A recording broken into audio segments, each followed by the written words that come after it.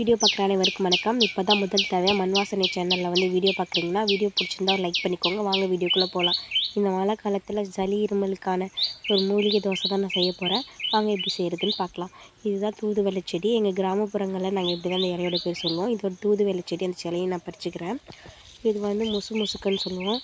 இதையும் நான் பறிச்சுக்கிறேன். இது எல்லாத்தையும் நல்லா கழுவி எடுத்துக்கிறேன்.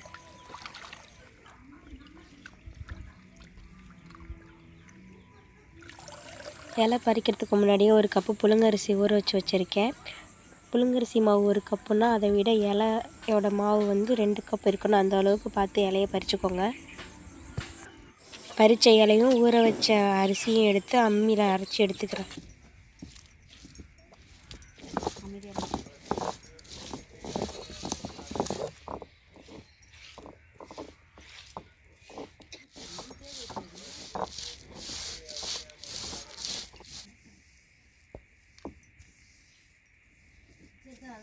நல்லா நைஸாக இலையும் அரிசியும் நல்லா அம்மியில் நைஸாக அரைச்சி எடுத்து வச்சுருக்கேன்.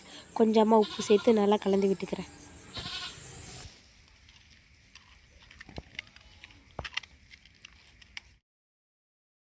அரைச்சி கழுவுன அம்மி தண்ணி எடுத்து வச்சுருக்கேன். இந்த மாவோடு சேர்த்து தோசை மாவு பதத்துக்கு கலந்து விட்டுக்கலாம்.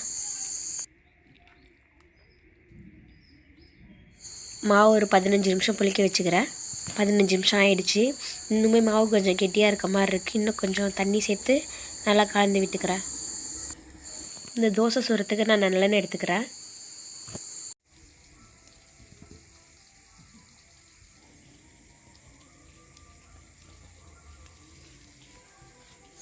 கல் நல்லா சூடாயிடுச்சு.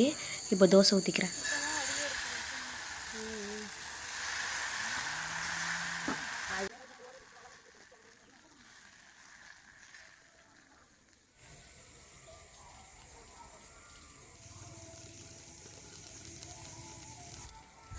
தோசையில் நல்லா எண்ணெய் ஊற்றி முருக வச்சு எடுத்துக்கிறேன். வேகாத இடத்துலலாம் அந்த இடத்துலலாம் எண்ணெய் விட்டு நல்லா வேக வச்சு எடுத்துக்கிறேன். தோசை நல்லா முருக விட்டு எடுத்துக்கிறேன். சாப்பிடவே ரொம்ப சூப்பராக இருந்துச்சு. சுட சுட சாப்பிட்டிங்கன்னா இன்னுமே சூப்பராக இருக்கும். சளி இருமல் இருக்கிறவங்க சின்ன குழந்தைங்கலேருந்து பெரியவங்க வரையும் சாப்பிட்லாம். இதே மாதிரி நான் இன்னொரு வீடியோ போட்டிருக்கேன். சளி இருமல் காய்ச்சலுக்கான மூலிகை ரசம் எப்படி செய்கிறதுங்கிறத ஒரு வீடியோவாக போட்டிருக்கேன். பார்க்காதவங்க பாருங்கள், டிஸ்கிரிப்ஷனில் லிங்க் கொடுத்துருக்கேன். இந்த வீடியோ பிடிச்சிருந்தா லைக் பண்ணிக்கோங்க. வீடியோ பார்க்குற நீங்களும் இது மாதிரி செஞ்சு சாப்பிட்டு பாருங்கள். வீடியோ பார்த்த அனைவருக்கும் நன்றி.